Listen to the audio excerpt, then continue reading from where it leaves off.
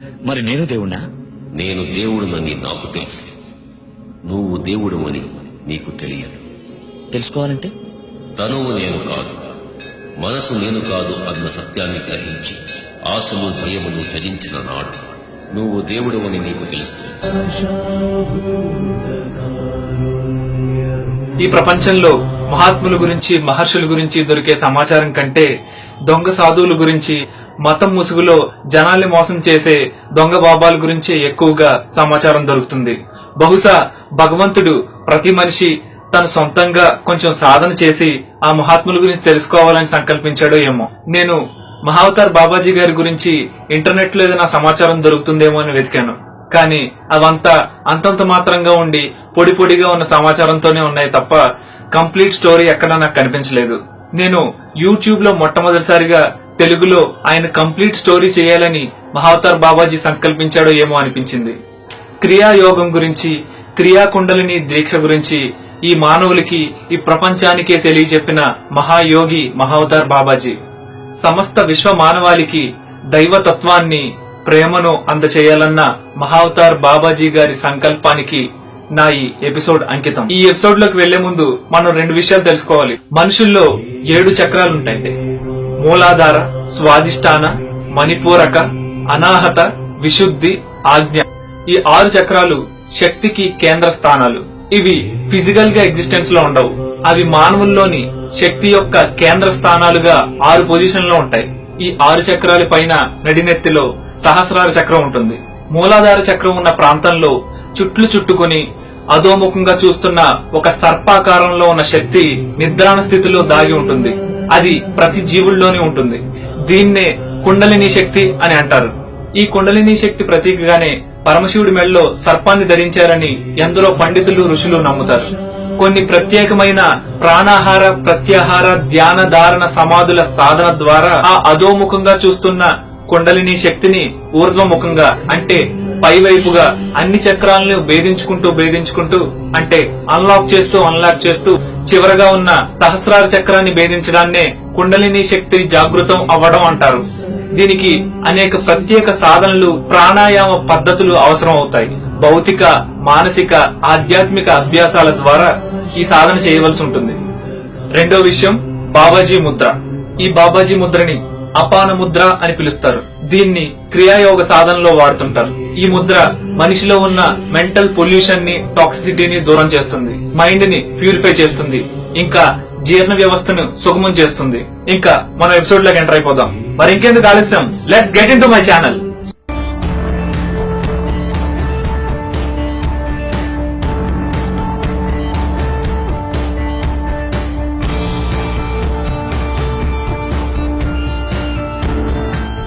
సాధారణ మానవుడు గుర్తించలేని ఎన్నో ఇతర భూమికలు అంటే అదర్ డైమెన్షన్స్ ఈ భూమిపై ఎప్పుడూ ఉంటూనే ఉంటాయి. ఎన్నో అద్భుతాలు ఈ సృష్టిలో జరుగుతూనే ఉంటాయి. గౌతమ బుద్ధుడు తన బోధనల్లో తన శరీరం పతనం అయిపోయిన 500 సంవత్సరాల తర్వాత తన బోధనల్లో కనుమరుగవుతాయని చెప్పాడు. మళ్లీ తిరిగి అవి 800 సంవత్సరముల తర్వాత నాగా అనే శబ్దం పేరులో కలిగిన ఒక పురుషుడి వల్ల మళ్లీ వెలుగులోకి వస్తాయని చెప్పారు. ఆయన చెప్పిన విధంగానే ఆచార్య నాగార్జున వల్ల బుద్ధుని యొక్క బోధనలు మళ్లీ తిరిగి వెలుగులోకి వచ్చాయి. అంతేకాకుండా తన తర్వాతి కాలంలో మైత్రేయ బుద్ధునిగా జన్మిస్తానని చెప్పాడు. ఆ జన్మలో కూడా నాగా అనే శబ్దం ఆ పేరులో కలుస్తుందని చెప్పారు.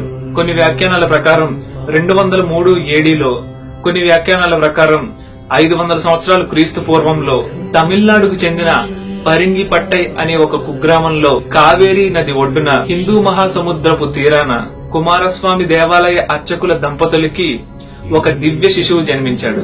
అతని పేరుని నాగరాజుగా నామకరణం చేశారు. నాగా అనే శబ్దం తన పేరులో కలిగి జన్మిస్తానని చెప్పిన బుద్ధుని యొక్క మరో అవతారమే ఈ నాగరాజు అని ఎందరో యోగ సాధన చేసే వారి నమ్మకం. ఈ శిశువు రోహిణి నక్షత్రంలో వడల గోత్రంలో జన్మించాడు.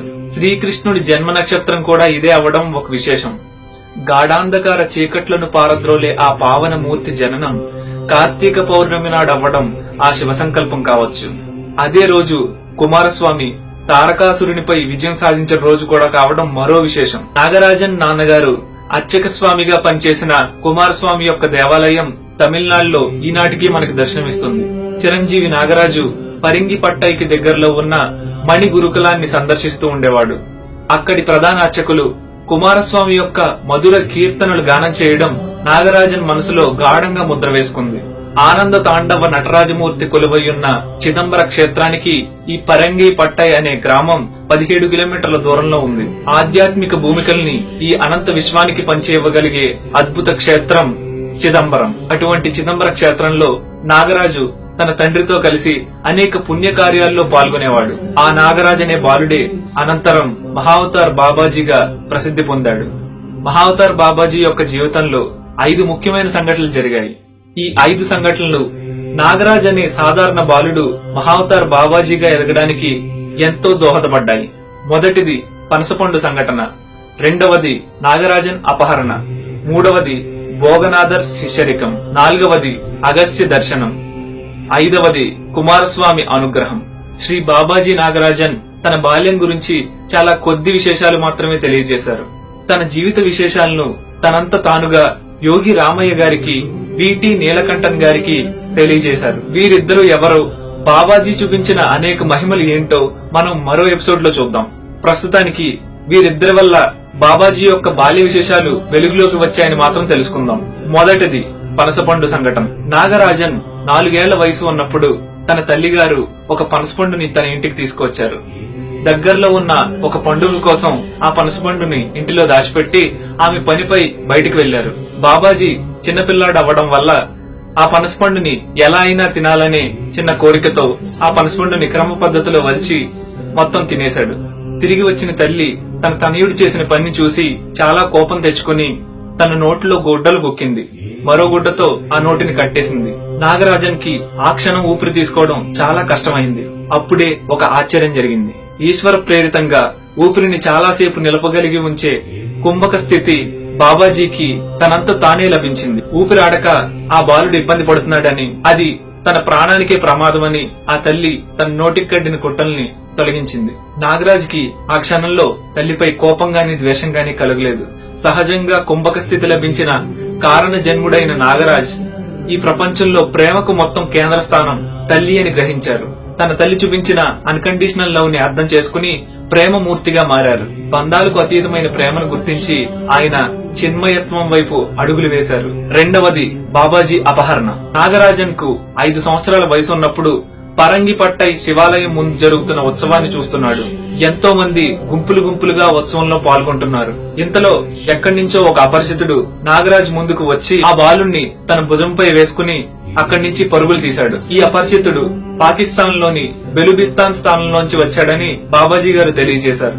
చిన్నపిల్లల్ని అమ్మి సొమ్ము చేసుకోవడం ఆ దొంగ ప్రధాన వృత్తి. ఆ విదేశీయుడు 1000 మైళ్లు ప్రయాణం చేసి కలకత్తా నగరాన్ని చేరుకున్నాడు.